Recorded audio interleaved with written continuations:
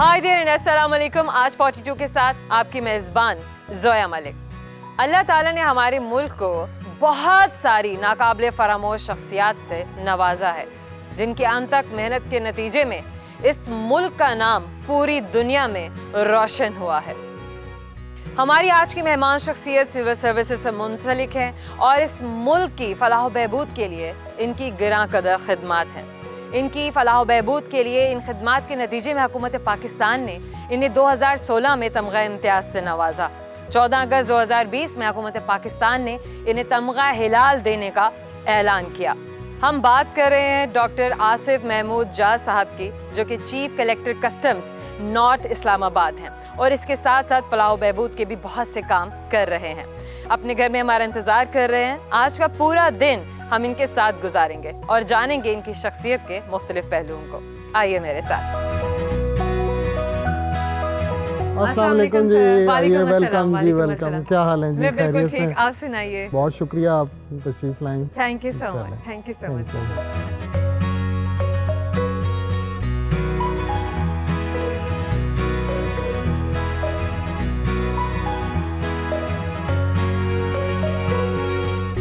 Sir, आपने अपनी इब्तिदाई तालीम कहाँ से हासिल की? मैं सरगोदा से, मेरा ताल्लुक है जी। सरगोदा से ही मैंने स्कूल भी सरगोदा अम्बाला मुस्लिम हाई स्कूल से मैट्रिक किया और फिर गवर्नमेंट कॉलेज सरगोदा से एफएससी किया। एफएससी में मेरी इस वक्त सरगोदा बोर्ड में सेकंड पोजीशन थी।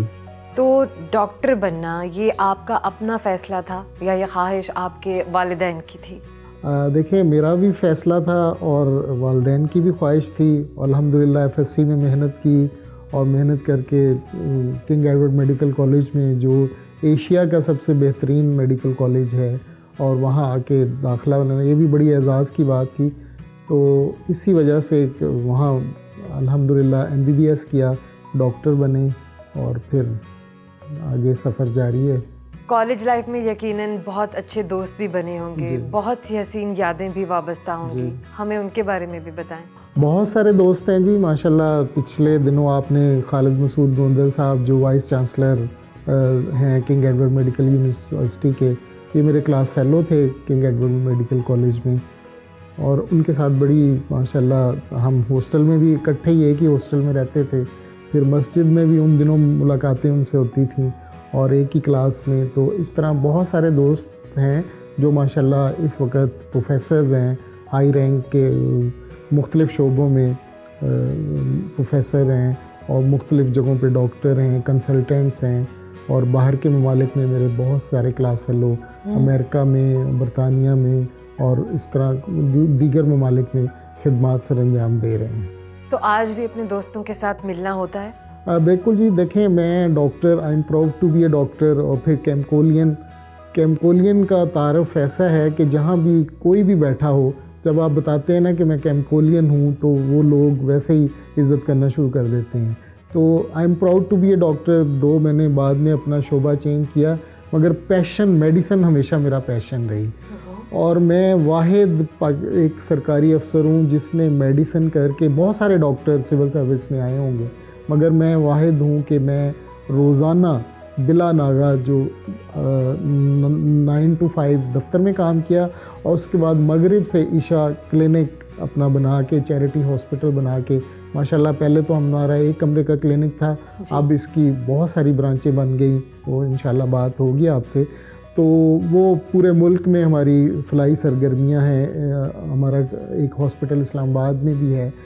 तो ये अल्हम्दुलिल्लाह सिलसिला जारी है और खिदमत का, फलाह का और दुखी इंसानियत की खिदमत का पूरे मुल्क में बल्कि दुनिया भर में हमारा सिलसिला जारी है। म्यू हॉस्पिटल से फेडरल बोर्ड ऑफ रेवेन्यू और पाकिस्तान कस्टम्स तक का जो सफ़र है, ये आपने फ़ैसला तो ले लिया कि आपने ये करना है और अल्लाह ताला ने आपको कामयाब भी किया, लेकिन बाद में जब आप प्रैक्टिकल फील्ड में एंटर हुए और दोनों चीज़ों को साथ साथ लेकर जाने का वक्त आया, तो कैसे मुमकिन हुआ?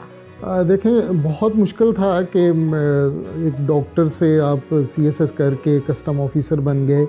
तो मैंने पहले दिन से इरादा बना लिया था कि 9 to 5 जो होगा पाकिस्तान कस्टम के दफ्तर में, जब मैं एज ए असिस्टेंट कलेक्टर या डिप्टी कलेक्टर या एडिशनल कलेक्टर या कलेक्टर, तो वहाँ मैं सिर्फ अपने आप को ये समझता हूँ कि मैं एक गवर्नमेंट ऑफिसर हूँ और ये गवर्नमेंट ऑफ पाकिस्तान ने मेरे ज़िम्मे ये ड्यूटियाँ लगाई हैं कि रेवेन्यू जमा करना है, स्मगलरों के ख़िलाफ़ एक्शन लेना है, और जहाँ ड्यूटी बचाई जा रही है और मुल्क के कौमी ख़जाने की हिफाजत करनी है। तो मैं 9 to 5 अपने आप को एज ए कस्टम ऑफिसर ही समझ के काम करता हूँ, और दफ्तर में मेरा काम यही होता है कि मैं जो मेरा फ़राइज़ मनसबी है उसको मैं ऐसे तरीके से पूरा करूँ।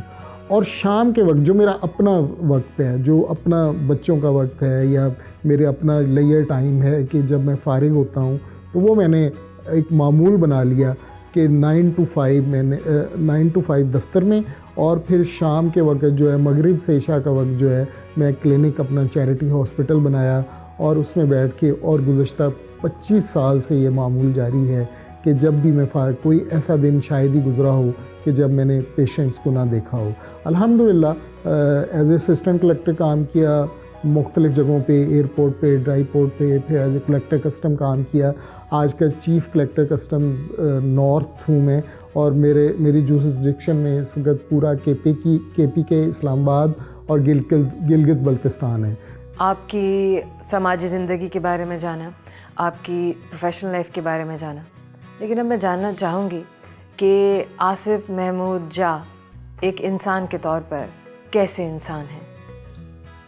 देखिए जी, मैं बिल्कुल एक सीधा साधा आजिज़ सा बंदा हूँ, और मुझे दूसरों के काम आके, दूसरों की मदद करके, दुखी इंसानियत के काम आके, किसी को प्यासे को पानी पिला के, और किसी के दुख, मतलब है, मैं आपको बताऊं कि कस्टम हाउस में मैं जहाँ भी जॉब करता हूँ ना, तो मशहूर है कि अगर किसी का काम नहीं हो रहा हो ना, तो वो चल के वो आ जाते हैं जहाँ मुझसे रिलेटेड भी नहीं काम होता, उन्हें पता होता है कि इसके पास जाएंगे तो काम हो जाएगा। तो मुझे बड़ी तसल्ली होती है। जैसे डॉक्टर को देखा है ना, मरीज़ को देखा है, अगले दिन उसी मरीज़ ने जब आके बताया है ना, डॉक्टर साहब जड़ी तुसी कल दवाई दी सी उहदे नाल बड़ा फ़र्क पिया, मैं बिल्कुल, वो जो तसल्ली होती है ना, उसका कोई शुमार नहीं है।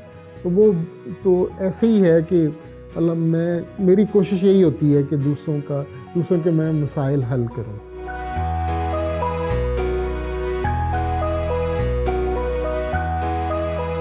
ज़िंदगी का सफ़र कैसे गुजरा डॉक्टर साहब के साथ? अल्हम्दुलिल्लाह बहुत अच्छा। आप लोगों की शादी लव मैरिज थी, अरेंज्ड मैरिज थी? नहीं जी, अरेंज मैरिज ही थी, वालिदैन ने तय की थी।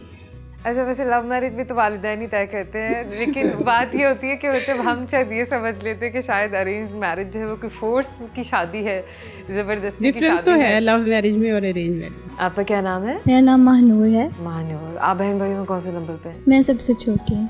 क्या करती हैं? मैं लम्स में यूनिवर्सिटी में BSc कर रही हूँ इन पॉलिटिकल साइंस। फ्यूचर प्लान्स क्या हैं? फ्यूचर प्लान्स अभी तो इतने I am not sure of it, but मैं इंशाल्लाह इनकी तरह CSS करूँगी मोस्ट प्रोबेबली। आप क्या करते हैं? जी, मैं फाइनल ईयर डेंटिस्ट्री में हूँ, यूनिवर्सिटी ऑफ लाहौर से कर रहा हूँ।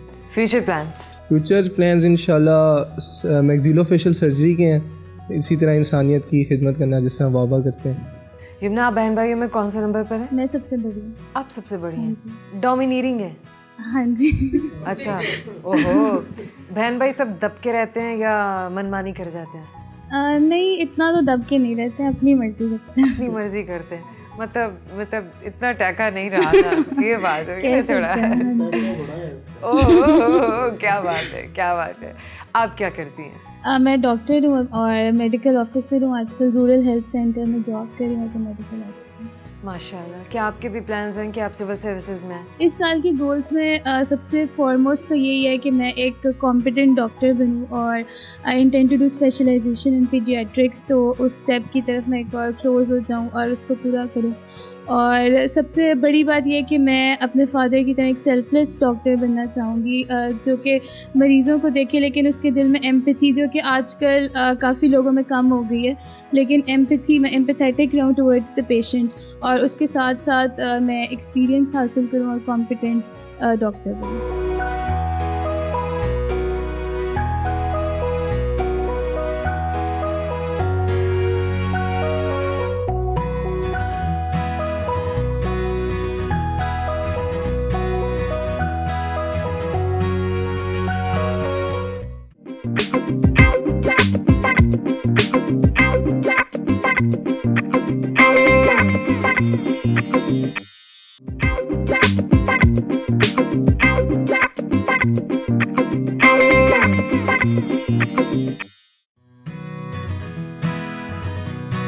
घर से हम मोबाइल अस्पताल के दौरे के लिए निकले। सर, पाकिस्तान कस्टम्स किस तरीके से अपनी जिम्मेदारियां निभाते हैं, ये इदारा किस तरीके से काम करता है, इस बारे में कुछ बताइए। देखें जी, पाकिस्तान कस्टम जो है, कस्टम जो हमारा काम है इंपोर्ट और एक्सपोर्ट को रेगुलेट करना, और जो कस्टम एक्ट के तहत इंपोर्ट भी हो, एक्सपोर्ट भी हो, और जो मुल्की कवानीन हैं उनके मुताबिक हो, और स्मगलिंग को रोकना सबसे बड़ा एम्फसिस वज़ीर-ए-आज़म पाकिस्तान का भी इसी बात पे एम्फसिस है। और इस सिलसिले में हमने माशाल्लाह तोरखम से और फिर अंगूर अड्डा से अब बाकायदा हमने जो है इंपोर्ट एक्सपोर्ट को लीगलाइज़ किया है।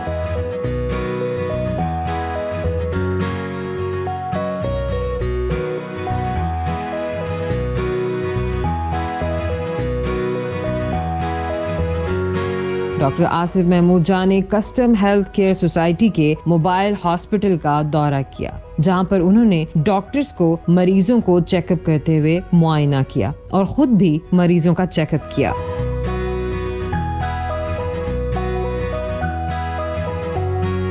Ashfaq Ahmed, joint secretary custom health care society hospital ने मुस्तहिक गरीब लोगों में खाना तकसीम किया।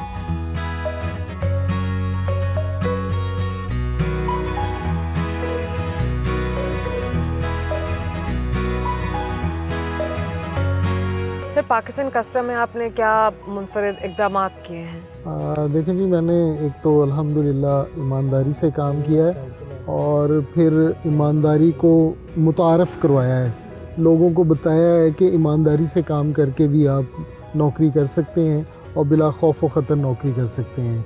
और फिर हमने एज़ पर कस्टम एक्ट बहुत सारे मय्यज़ लिए हैं, जिससे स्मगलिंग में भी खातर खा जो उसको कंट्रोल किया गया है, और मुल्की रेवेन्यू में भी इजाफ़ा किया गया है। और हमने ज़्यादा से ज़्यादा इन्फोर्समेंट जो है ना, वो लोगों को बताया है कि अगर कोई कस्टम एक्ट के ख़िलाफ़ कार्रवाई करेगा या स्मगलिंग में इन्वॉल्व होगा तो उसको करार वाकई सज़ा दी जाएगी, और उसका सामान भी ज़ब्त होगा, जुर्माना भी होगा, और कैद वगैरह भी हो सकती है। तो कोशिश की है कि एक ट्रांसपेरेंट निज़ाम को मुतारफ़ कराया जाए, और अल्हम्दुलिल्लाह मुझे कई लोगों ने, जूनियर अफसर्स वो अब फॉलो करते हैं, बाकी सीनियर्स जो सही तरीके से काम नहीं करते थे उनके साथ टक्कर भी हुई, मगर ये है अल्हम्दुलिल्लाह अल्लाह ताला ने जो ऑनेस्टी है that pays in the last run, तो अल्लाह का बड़ा शुक्र है। कोशिश की है कि काम भी सही हो और मुल्की रेवेन्यू में भी इजाफा हो। आप बहुत सी किताबों के भी मुसन्निफ़ हैं, ये सब कैसे मुमकिन हुआ? देखें जी, मैंने अल्हम्दुलिल्लाह किताबें मेरी 26 किताबें शाया हो चुकी हैं। अभी जो 26 किताब है ये मेरा हादसे के बारे में है। अच्छा। और ये उसका नाम है हादसा, मसीहा और ज़िंदगी। और मेरी किताबें जितनी भी हैं उनके 3 हरफी नाम ही हैं, जैसे अल्लाह, काबा और बंदा, सवात, हिजरत और ख़िदमत, वज़ीरिस्तान, हिरा, हिजरत और ख़िदमत, और इस तरीके से थर, प्यास और पानी। तो ये खिदमत और इलाज के सफ़रनामे हैं सारी मेरी किताबें जो है ना। और इसमें मैंने जहाँ मैं जाता हूँ, हज के सफ़र पे गया या बैरून ममालिक मुख्तलिफ़ सफ़र किए, तो मैं साथ साथ ही लिखता रहता हूँ।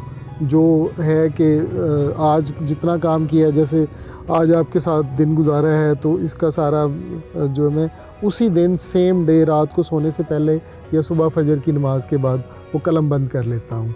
तो वो इस तरीके से सारे जितने भी सफ़रनामे होते हैं, जैसे 2005 के ज़लज़ले पे मेरी किताब है ज़लज़ला ज़ख़म और ज़िंदगी, और जो पाकिस्तान में 2005 से लेके 2016 तक जितने ज़लज़ले आए उनके बारे में मेरी वहाँ हर ज़लज़ले में हम पहुँचे, हमने काम किया अल्हम्दुलिल्लाह। और तो उस पे मेरी किताब है ज़लज़ले ज़ख़म और ज़िंदगी। तो इस तरीके से साथ साथ लिखने का काम भी, खिदमत का और इलाज का सफ़र भी जारी है, और मैं कलम बंद भी कर लेता हूँ ताकि लोगों को पता चल सके, एक तो उस वाक़यात की हिस्ट्री हो जाए और फिर उस इलाके का भी तज़किरा हो जाता है, और लोगों में फिर अर्ज पैदा करने के लिए कि खिदमत और मैं आपको क्या बताऊं कि पाकिस्तान के लोगों में खिदमत का जज्बा बहुत ज़्यादा है। जब भी मुल्क में कोई आफत आती है तो हमें अल्हम्दुलिल्लाह कहना नहीं पड़ता, लोग ख़ुद ब खुद जो है ना डोनेशन भेज देते हैं, और इस सिलसिले से ये सिलसिला जारी और सारी रहता है।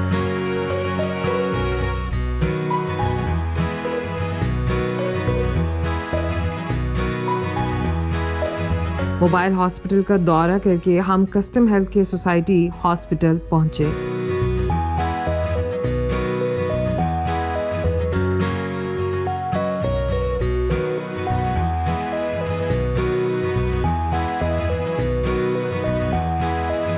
डॉक्टर साहब को आप कितने अरसे से जानते हैं? डॉक्टर साहब से मेरी मुलाकात कोई 14-15 साल से है। किस सिलसिले में हुई आपकी मुलाकात? किस सिलसिले में हुई? ये डॉक्टर साहब का था थरपारकर का। अच्छा। और मुझे एक ख्याल आया कि मुझे थरपारकर जाना चाहिए, देखना चाहिए, तो मैं डॉक्टर साहब के पास हाज़िर हुआ था। डॉक्टर साहब से मैंने रिक्वेस्ट की कि मैं उस इलाके में जाना चाहता हूँ जहाँ आपने एक ऐसा काम किया है कि वहाँ तो लोग, कुछ खौफ भी लोगों में होता है कि वहाँ जाने पे से, तो आप इतना काम कर रहे हैं उस इलाके में, वेल्स वगैरह लगा रहे हैं, सारा कुछ कर रहे हैं। तो मुझे तो डॉक्टर साहब ने फिर वो सारा मुझे अरेंज करके दिया है। डॉक्टर साहब की टीम वहाँ पे मौजूद है, और हमने फिर वो सारा वहाँ पे विज़िट किया। अच्छा। जिस तरह के वो लोग, जिस तरह की वो कम्युनिटी, और जिस तरह से उस कम्युनिटी को ग्रूम कर रहे हैं डॉक्टर साहब, तमाम पूरा थर तो नहीं हो सकता, बहुत बड़ा है, बट स्टिल जहाँ जहाँ कर रहे हैं वहाँ बहुत ही बेहतर तरीके से कर रहे हैं, और आपको वाज़े फ़र्क लगता है, वाज़े फ़र्क लगता है कि ये इलाके, मतलब जैसे डिस्पेंसरी वहाँ पर है, डिस्पेंसरी के साथ स्कूल है, और वो जिस तरह के वहाँ पे टीचर्स हैं, जो एक सिस्टम है उसका फॉलोअप बाद में है, तो वो एक बहुत ही बेहतर, अब तो और ज़्यादा बेहतर हो गया है मेरे विज़िट के बाद में, बहुत ज़्यादा। अब जैसे ग्रीन फार्म्स हो गए हैं, तो ये एक बड़ी ज़बरदस्त इनोवेशन है। और ग्रीन फार्म्स के साथ साथ ये जो एक रोज़गार का आ गया है, बकरियां देने वाली बात, तो वो आप देखें कि वो ग्रीन फार्म्स को तो वो और ज़्यादा नरिश करती है। कैसा पाया आपने डॉक्टर साहब को इतने सालों के इस दौरानिए में? कैसे दोस्त हैं ये? मुझे जी स्पिरिचुअल सेटिस्फेक्शन मिलती है, और मुझे ख़ुद भी पता नहीं लगता कि मैं डॉक्टर साहब के साथ 5 मिनट बात होती है, कोई ना कोई नई चीज़ मिलती है, और हमें आगे बढ़ने का और हौसला हमें मिलता है, नई राहें मिलती हैं, एवेन्यूज़ पता लगते हैं। तो डॉक्टर साहब से जब भी मुलाकात हुई, किसी भी मुख्तसर सी मुलाकात होती, but you get something new. Professor doctor Arshad Mahmood मियाँ साहब से इस वक्त हम बात कर रहे हैं। सर, अपने बारे में बताइए। शुक्रिया मिस जोया। डॉक्टर साहब से मेरी मुलाकात कोई 5 साल पहले हुई। इनको हम सोशल मीडिया पे ये वेलफेयर का काम करते हुए बड़ा देखते थे, तो एक जज्बा सा पैदा हुआ कि वाई नॉट कि हम डॉक्टर साहब से मुलाकात करें। अच्छा। और अगर कोई हमारी लायक खिदमत हो तो हम भी उनका हाथ बटाएं। अच्छा। तो मैंने विज़िट किया इसी सेंटर में, यहीं बैठ के जहाँ आप अभी बैठी हुई है, मैं यहीं बैठा हुआ था। तो डॉक्टर साहब को मैंने अपने बताया कि मैं एज ए प्रोफेसर काम कर रहा हूँ। आजकल गुलाब देवी हॉस्पिटल में, अल अली मेडिकल कॉलेज में मैं हेड ऑफ़ द डिपार्टमेंट हूँ। तो मैं चाहता हूँ कि मैं, अगर आई के हवाले से आप यहाँ पे सर्विस प्रोवाइड कर रहे हैं, तो मैं अपनी जो कुछ टाइम में चाहता हूँ कि आपको रेगुलर बेसिस पे ना हम यहाँ पे दें। लेकिन उसमें कंडीशन ये है कि कोई मतलब जहाँ मैं आऊँ तो मेरी जो स्किल है उसको प्रॉपर्ली यूटिलाइज़ किया जाए। अच्छा। हमारा जो सेटअप था उस वक्त कोई इतना अच्छा इस्टेब्लिश नहीं था। अच्छा। तो मैंने जैसे आज से 5 साल पहले जी तो मैंने डॉक्टर साहब जैसे ही बात करना किया, जी नो प्रॉब्लम डॉक्टर साहब, आप बनाएं प्रोग्राम, आप हमें टाइम दें, कब आप आना चाहते हैं, कितना टाइम देंगे, क्या क्या आप करना चाहते हैं। ठीक है। तो इन्होंने विद इन अ वीक वो एक हमारी लेटेस्ट टेक्नोलॉजी है फेको एमल्सिफिकेशन, जिसे हम लेटेस्ट कैटरेक्ट की सर्जरी होती है। अच्छा। प्राइवेट जिसका लोग लाखों से 3-5 लाख तक भी चार्ज करते हैं। तो मैंने कहा जी वो होगी तो हम सर्जरी में कोई अच्छी चीज़ हम प्रोडक्ट देंगे, लोगों को क्वालिटी सर्विस दे सकते हैं। अगर वो नहीं है तो फिर तो ऐसे ही है, कोई डिस्पेंसर भी बैठा हुआ या जूनियर मेडिकल ऑफिसर भी काम कर रहा हो तो डजेंट मैटर। तो मेरा कहना था उन्होंने विद इन अ वीक करके डॉक्टर साहब वो मशीन आ गई है, तो हमने वो थिएटर इस्टेब्लिश किया। उसके बाद से हम जो है वो लेटेस्ट टेक्नोलॉजी से कैटरेक्ट सर्जरी कर रहे हैं पेशेंट्स को। मैं डेली तो नहीं, सॉरी, वीकली मैं एक दिन मेरा डेडिकेटेड है सेंटर के लिए। जो भी पेशेंट्स या हम सर्जरी के लिए होते हैं फिर हम उनको ऑपरेट करते हैं फ्री ऑफ कॉस्ट, हम उनसे कोई चार्ज नहीं करते। डॉक्टर साहब, आप डॉक्टर साहब को बहैसियत दोस्त किस तरह से जानते हैं? ये जी एक बड़े सिंसियर फ्रेंड हैं। जब से कोई पर्सनल मशवरे की भी ज़रूरत पड़ती है डॉक्टर साहब से तो बड़ी फेयर एडवाइस ये देते हैं। और इनके साथ जब वो कहते हैं किसी को जानना तो उसके साथ सफ़र करें या उसके साथ आप रात गुजारें, तो इनके साथ सफ़र हमारा काफ़ी रहता है। तो मुझे तो ये ऐसे लग रहा है जैसे अल्लाह ताला ने इस दुनिया में अभी कुछ अच्छे फरिश्ता नुमा, मतलब डेडिकेटेड सिंसियर लोग यहाँ पे हैं, और जो बगैर किसी लालच के और बगैर किसी इंटरेस्ट के सिर्फ रज़ाए इलाही के लिए कि लोगों की खिदमत करें, लोगों को फ़ायदा हो। तो इससे हमें भी बड़ी मोटिवेशन मिलती है कि हम अपना टाइम जैसे ही निकलता है कोई। आप ये बताइए कि आप डॉक्टर साहब को कितने अरसे से जानती हैं और आपने इन्हें कैसा इंसान पाया? ये जी तकरीबन 1 डेकेड हो गया है, 10 साल से हम इनको जानते हैं और he is gem of a person. इनके लिए तो मेरे ख्याल से जितनी तारीफ़ की जाए कम है। इंडिविजुअली, पर्सनल लेवल पे, प्रोफेशनल लेवल पे इनकी अपनी जो एक अलग आइडेंटिटी है और एक बहुत बड़े जो अदारे को ये हेड कर रहे हैं, हर फैसेट इनका जो है इट्स कमेंडेबल। और ख़ास तौर पे जो इन्होंने ह्यूमैनिटी के लिए एक जो जर्नी स्टार्ट की हुई है और जितने लोगों को, जितनी लाइफ्स को ये टच करके उनको बेहतर बना रहे हैं, उनको इतना कुछ दे रहे हैं, तो मेरा ख़्याल से मैंने बहुत कम ऐसी डेडिकेशन देखी। And we have found him to be a wonderful person. He is so down to earth, इतने हम्बल हैं, जो कि जैसी इनकी आपको पता है जो इनकी पोजीशन है उसमें बिल्कुल भी ऐसे मैंने पहले कभी नहीं देखा कि कोई इस तरह डेडिकेशन के साथ वेलफेयर के लिए काम कर रहा हो। अस्सलाम वालेकुम। वालेकुम अस्सलाम। मंशा काजी साहब से हम बात कर रहे हैं, जिन्हें हम एक सीनियर सहाफ़ी और कॉलम निगार की हैसियत से जानते हैं। कुछ अपने बारे में बताइए। बस जी, मेरे लिए ये बड़ा एज़ाज़ है कि डॉक्टर आसिम महमूद जा साहब ने मोहब्बत करने वाली जो फहरिस्त है उसमें मेरा भी नाम मौजूद है, तो यही मेरे लिए बहुत बड़ा एज़ाज़ है। और मैं इसी शरफ़ पर, इसी सादत पर जो है यकीन जानिए कि नाज़ा हूँ, फ़र्रा हूँ, शादा हूँ। Custom health care society hospital में माहिर अमराज चश्म प्रोफेसर डॉक्टर अरशद महमूद हफ्ते में एक दिन मरीजों का फ्री मुआयना करते हैं। डॉक्टर जाहिर और डॉक्टर हुजैफा ने मरीजों के दांतों का मुआयना किया।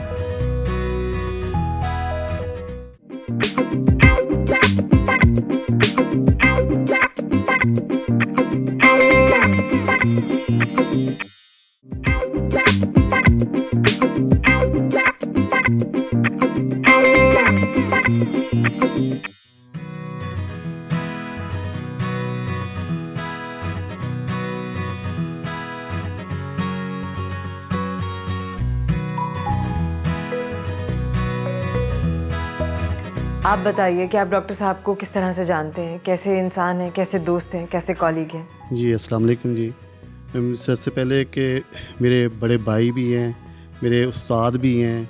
ये कस्टम डिपार्टमेंट में मुझे सर ने ही भर्ती करवाया हुआ है, और ऐसे ईमानदार ऑफिसर मैंने अपनी सर्विस में, अभी मेरी भी सर्विस अल्हम्दुलिल्लाह इस वक्त तकरीबन कोई 25-30 साल मेरी हो गई है सर्विस। मैंने ऐसे ईमानदार ऑफिसर अपनी ज़िंदगी में न देखे हैं और ना मैं देखूँगा। इनकी ईमानदारी, महकमे के अंदर ईमानदारी से काम करना, और ये डिपार्टमेंट को टाइम पूरा अपना सुबह 9 बजे ऑफिस पहुंचते हैं और शाम को 5 बजे निकलते हैं। 5 बजे के बाद फिर अपनी चैरिटी को टाइम देते हैं और फिर रात को अपने बच्चों को टाइम देना। इस तरह के मैंने अपनी सर्विस में नहीं ना कोई देखे हैं और ना देखूँगा। फजल साहब आप बताइए। डॉक्टर साहब के हवाले से मैं क्या बताऊं, मेरी इनके साथ 40 साल से ये रफ़ाक़त और दोस्ती है। ज़िंदगी का एक हिस्सा इनके साथ बीत गया। मैंने हर गमी और ख़ुशी में इनको अपना दोस्त भी पाया, अपना हमदर्द भी पाया, अपना मुहसिन भी पाया और अपना मुखलिस भी पाया। मुंह पर तो ये तारीफ़ नहीं करनी चाहिए, लेकिन मुझे वो हदीस याद आ गई कि एक सहाबी ने अर्ज़ किया, या रसूलुल्लाह सल्लल्लाहु अलैहि वसल्लम, जब लोग मैं कोई अच्छा काम करता हूँ, लोग मुझे मेरी तारीफ़ करते हैं तो मुझे थोड़ी सी खुशी महसूस होती है। तो क्या ये मेरी ये रियाकारी में या दिखलावे में ये बात तो नहीं आती? तो नबी मकरम अलैहिस्सलातु व तस्लीम ने जवाबन इरशाद फरमाया कि अल्लाह ताला तुझे दूरा अजर अता फरमा रहे हैं।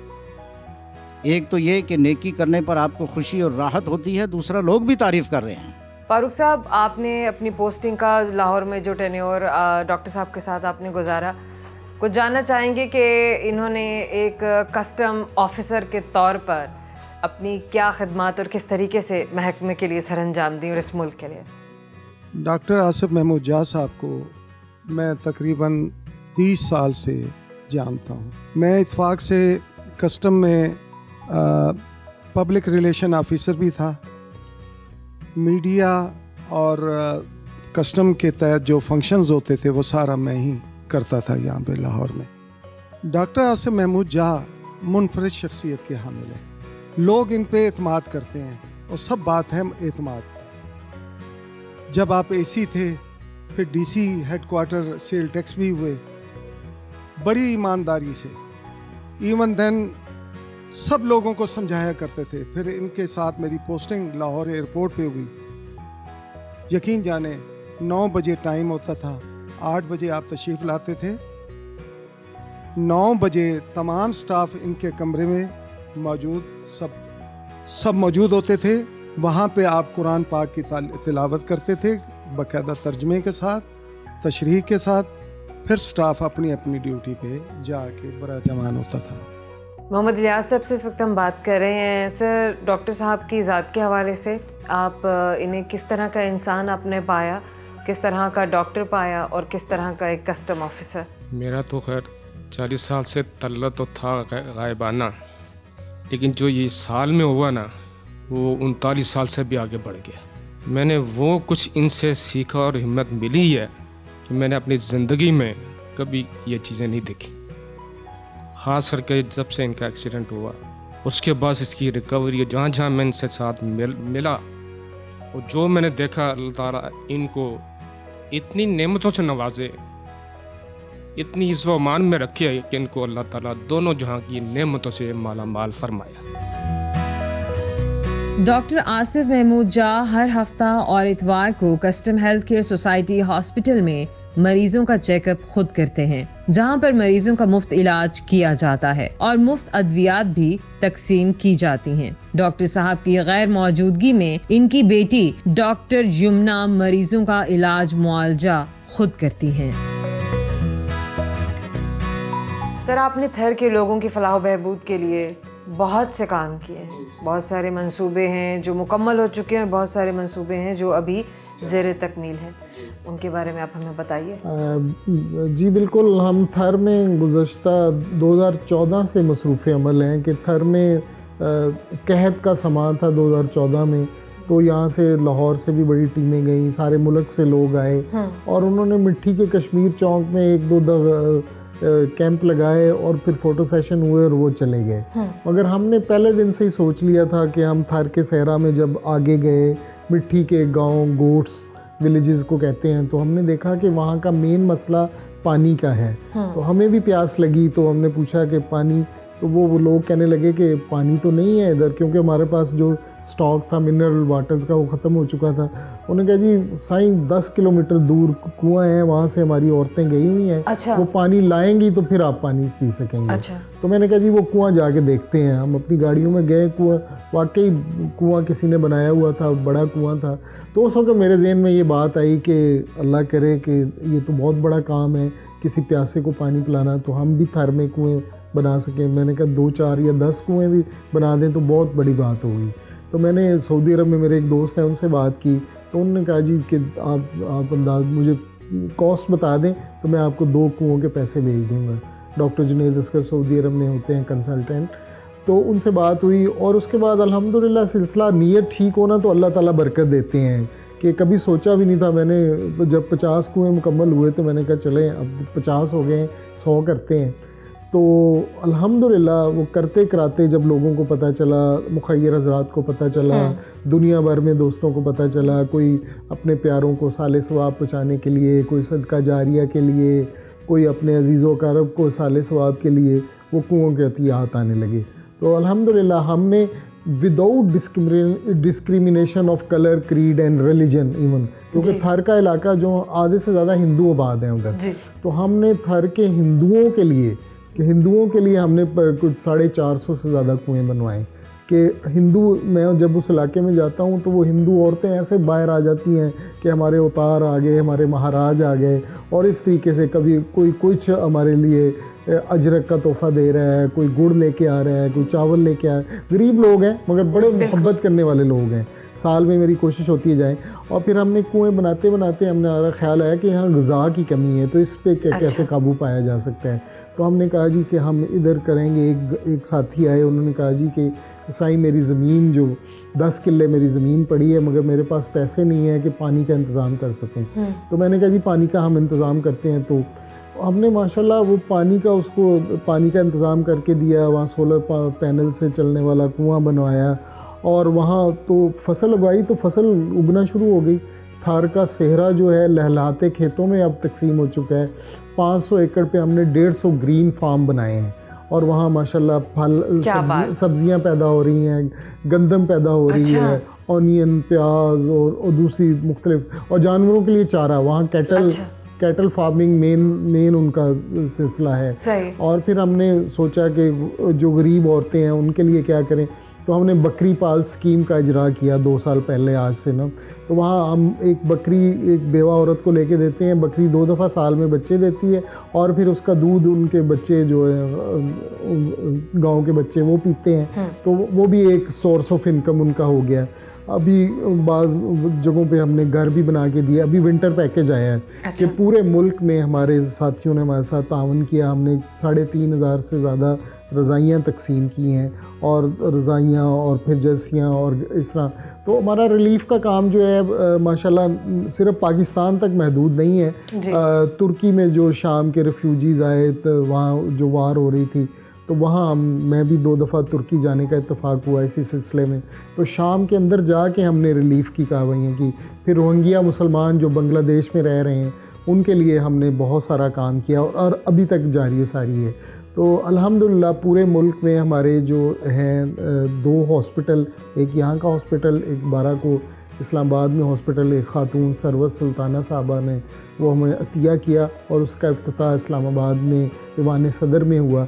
वो माशाल्लाह चल रहा है। और कोविड-19 के दिनों में जब सारे हॉस्पिटल बंद थे, तो हमारा ये हॉस्पिटल, मैं तो चूँकि अब आके इस्लामाबाद में, वो बाराको वाला हॉस्पिटल, हम कोविड के दिनों में जब पहली लहर आई हुई थी, जून का महीना था, मार्च से लेके जून तक हम पेशेंट देखते रहे। यहाँ भी पेशेंट मैं 2 दिन जुमा हफ्ता इधर आके देखता था, 4 दिन उधर बैठता था। फिर 19 जून को आसा हुआ तो तातल ज़रूर आया 3-4 महीने का, मगर मेरी एब्सेंस में मेरी बेटी यहाँ पेशेंट देखती रही हमारा ये। और फिर एक तरफ तो हम मुतासरीन को जो राशन वगैरह वो मुहैया करते रहे, उनको आटा पहुँचाते रहे और सारा। और फिर हमने माशाल्लाह अब इस्लामाबाद के जो बाराकों में हम हॉस्पिटल है, वहाँ हमारा डेली दस्तरखान भी चल रहा है। और फिर बेवाओं को हमने एक लिस्ट बनाई हुई है कि विडोज़ को हम रेगुलर बेसिस पे जो राशन मुहैया कर रहे हैं। तो ये खिदमत और इलाज के सिलसिले हैं। पूरे मुल्क में 43 डिस्पेंसरीज़ हैं हमारी, 10 स्कूल हैं, छोटे बच्चों के प्राइमरी स्कूल हैं, और कम्युनिटी सेंटर्स हैं हमारे, और बाकी ये सिलसिले हैं जो डिस्पेंसरीज़ माशाल्लाह। 2 मोबाइल हॉस्पिटल हैं। मोबाइल हॉस्पिटल आपने देखा कि आई के ऑपरेशन भी उनमें होते हैं। और पूरे मुल्क भर में हमारे करिया नगर फिर के हम लोगों की खिदमत करते हैं। और 2005 के ज़लज़ले से लेके आज तक मुल्क के किसी हिस्से में भी कोई सैलाब आया, कोई IDP क्राइसिस हुआ, हमारी टीमें पहुंची और पहुंच के जाके आफतज़दों की मदद की। और अल्हम्दुलिल्लाह अक्सर बेहतर थार हो, बलूचिस्तान हो, KPK का कोई भी इलाका हो, चतराल हो, मैं अपनी टीम की ख़ुद क़यादत करता हूँ। थर में भी हमारा साल में 1-2 दफ़ा जाना होता है, और वहाँ माशाल्लाह हमारी टीम है। और ये नहीं है कि हमने एक कुआं जो है माशाल्लाह सही बना हुआ, वो 50 साल तक पानी देता रहता है। तो हमारी टीम नए कुएं भी हम बनाते हैं और पुरानों की भी मरम्मत करते हैं। 19 जून को जो आपका हादसा हुआ, बिल्कुल ऐसा था कि जैसे मौत के मुंह में जाकर इंसान वापस आया हो। इस हादसे के बाद अल्लाह ताला की ज़ात पर और ईमान आपका किस तरह से बढ़ा, और क्या आपको ये एहसास हुआ कि वाकई अल्लाह ताला की ज़ात आपसे कोई बहुत बड़ा काम करवाना चाहती है? देखें जी, बिल्कुल आपने सही कहा कि अल्लाह का बड़ा करम हुआ कि अल्लाह ने ज़िंदगी बचाई, और वाकई मुझे एहसास हुआ कि, और फिर इस हादसे में एक अजीब बात मेरे साथ ये हुई कि अल्लाह पाक ने, हादसा बहुत बड़ा था, उस हादसे से बच जाना ही बहुत बड़ा वाक़या था। और फिर ड्यूरिंग ऑपरेशन जो कॉम्प्लिकेशन हुई, वेंटिलेटर पे मुझे डाला गया, वेंटिलेटर उड़ गया, और फिर एक दफ़ा तो कार्डियक अरेस्ट भी हो गया जी। तो मगर अल्लाह ने मुझे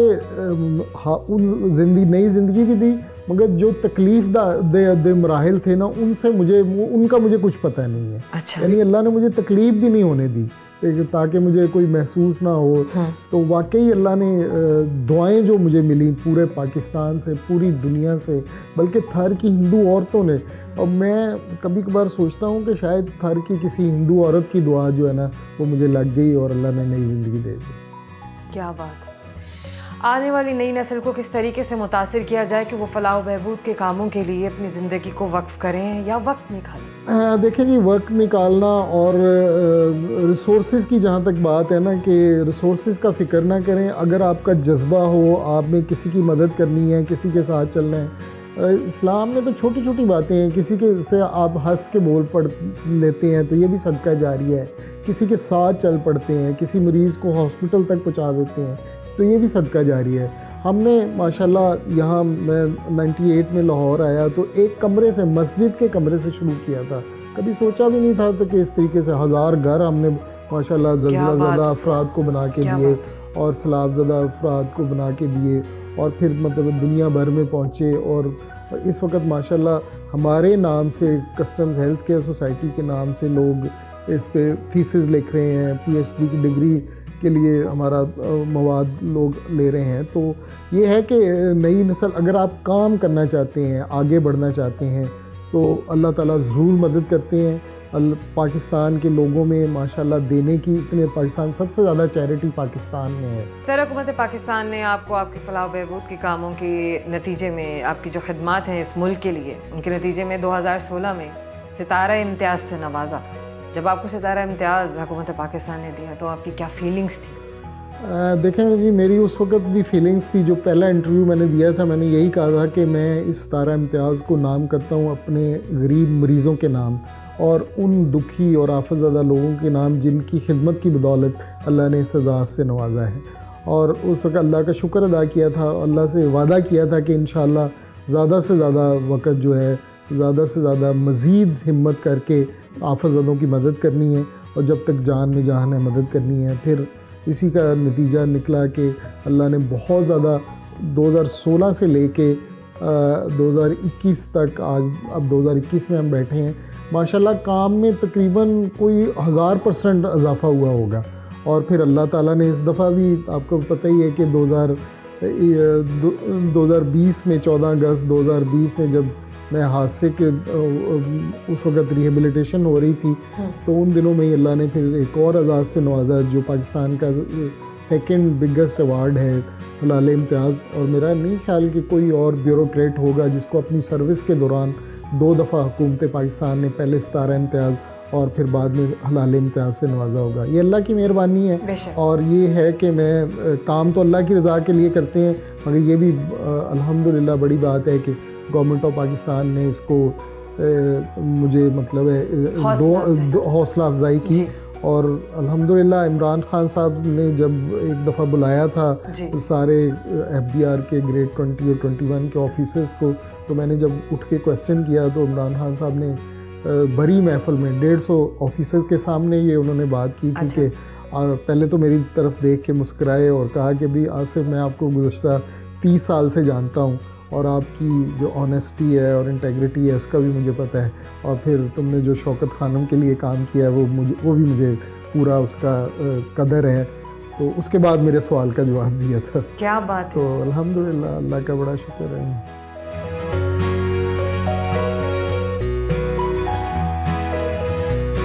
Ashfaq Ahmed, joint secretary custom health care society hospital ने डॉक्टर आसिफ महमूद जा की सरपरस्ती में मुस्तहिक लोगों में रजाइयाँ तकसीम की। Thank you so much sir. जी बहुत शुक्रिया जी, बहुत आपसे बातें करके बहुत अच्छा लगा और उम्मीद है इंशाल्लाह जो बातें हमने की हैं लोगों को सुन के फ़ायदा होगा और वो भी फलाह बहबूद के काम के लिए कोशिश करेंगे और एक दूसरे की मदद करने का, खिदमत खल्क का जज्बा उनमें भी पैदा होगा। बहुत शुक्रिया आपका और आपके इदारे का, आपके सारे साथियों का बहुत शुक्रिया। बहुत शुक्रिया। अल्लाह हाफ़िज़ सर। अल्लाह हाफ़िज़, खुश रहें जी। थर का मसीहा, इंसानियत का मसीहा। डॉक्टर साहब की ज़ात को जानने के बाद अगर मैं ये अल्फाज इस्तेमाल करूँ तो हरगिज़ गलत ना होंगे। आज डॉक्टर साहब की शख्सियत को जिस अंदाज में मैंने जाना इससे पहले मैं नहीं जानती थी। हो सकता है बहुत सारे दोस्तों ने आज डॉक्टर साहब के बारे में वो सब बातें जानी हों जो आज से पहले वो भी नहीं जानते थे। उम्मीद करती हूँ आपको हमारा आज का शो बहुत पसंद आया होगा और यकीनन आपके लिए डॉक्टर साहब की शख्सियत एक मुतासिर कुन शख्सियत साबित भी होगी। हमारा शो देखते रहिएगा और अपने खूबसूरत से फीडबैक से हमें ज़रूर आगाह कीजिएगा। इंशाअल्लाह ताला अपने नए प्रोग्राम में आपसे एक नए मेहमान शख्सियत के साथ मुलाकात होगी। अपना ख्याल रखिएगा, हमें दुआओं में याद रखिएगा। अल्लाह हाफ़िज़।